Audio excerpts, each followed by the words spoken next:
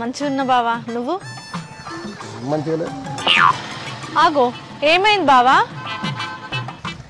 అవుతుందంతా. గవరనా? ఎందుకు, ఏమైంది? అవునే, ఆగమాగం అవుతుందంతా. ఎప్పటి నుంచి బావా? ఇప్పుడే, నువ్వు చూసినప్పటి నుంచి. ఆపు బావా నీ బద్మాష్ మాటలు. అంతే అంతే, కొన్ని ఫేస్లు అంతేరా. సరే కానీ ఇంటికి పోదాం.